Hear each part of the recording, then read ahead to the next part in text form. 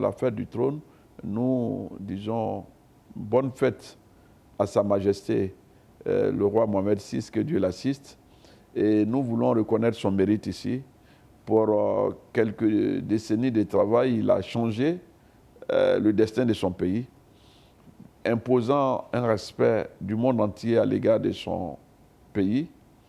Nous en voulons pour preuve quand il a vécu récemment ce malheureux événement qu'est le tremblement de terre.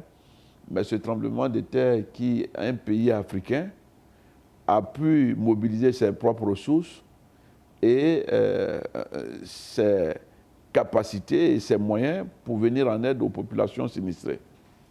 C'est une première et nous sommes fiers. Si l'aide internationale est venue, mais ce n'est pas ce qui a constitué véritablement l'élément moteur. On a vu quelquefois qu'il a refusé de l'aide parce qu'il était en mesure d'assister son peuple. Et ça, c'est une fierté et nous lui disons bravo. Mais pour ce que nous voyons dans tous les coins du Maroc, c'est un développement homogène. C'est un développement respectueux de la nature. Et aujourd'hui, les infrastructures routières ayant dépassé les 2000 km d'autoroute, nous voyons qu'aujourd'hui, quelqu'un comme le roi du Maroc, grand dirigeant, a mobilisé tout son peuple au travail. Et c'est le Maroc qui, aujourd'hui, fait partie des pays africains qui devront accueillir la Coupe du Monde de 2030.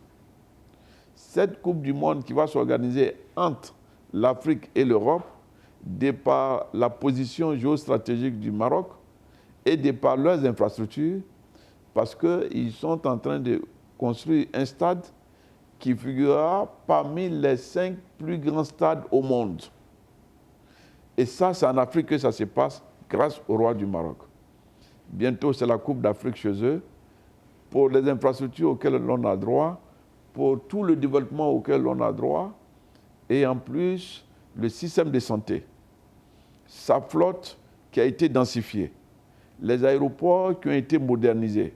Même l'aéroport de Marrakech va connaître encore une transformation pour s'adapter aux besoins de leur trafic. Nous disons bravo, nous sommes, je dirais, tout simplement en admiration devant tant de prouesses et d'efforts réalisés par le roi du Maroc. Quand vous regardez un réseau routier qui a plus de 2000 km d'autoroute, alors que quand il arrivait au pouvoir, il y avait à peine quelques centaines, et là, avoir des milliers d'autoroutes, c'est beaucoup d'investissement. Il a aujourd'hui un TGV, il a aujourd'hui la possibilité d'avoir plusieurs tramways, et par-dessus tout, le cap de 20 millions de passagers pour Casablanca a été atteint. Donc c'est un pays à vocation touristique et ça devient une zone de traitement de ce qu'on appelle le marché de la sous-traitance des pays développés. Et donc il y a une main-d'œuvre en abondante, qualifiée, et qui apporte des solutions, aussi bien au plan logistique aussi, qu'au plan de la production.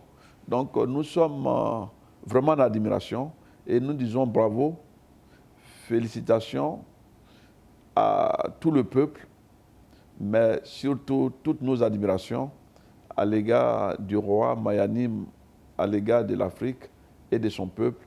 Nous ne pouvons que lui dire bravo, félicitations, que son règne dure et que l'Afrique tire profit de son règne et que de par ce qu'il fait au Maroc, nous prenions exemple sur son modèle.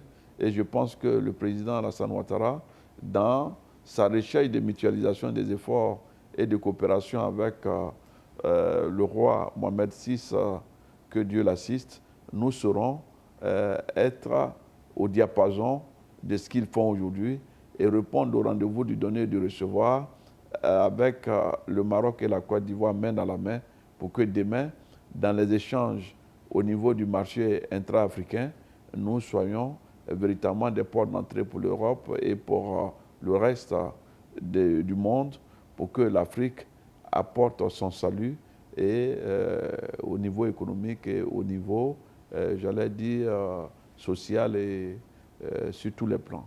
Bonne fête du trône au roi et au peuple marocain, mais cette fête est d'autant plus couronnée de succès, de résultats magnifiques, que nous ne pouvons que être fiers, admiratifs de ce que le roi fait, et que Dieu continue de l'éclairer et de le garder longtemps, afin que le Maroc continue sur cette belle lancée et continue de faire aussi la fierté de toute l'Afrique.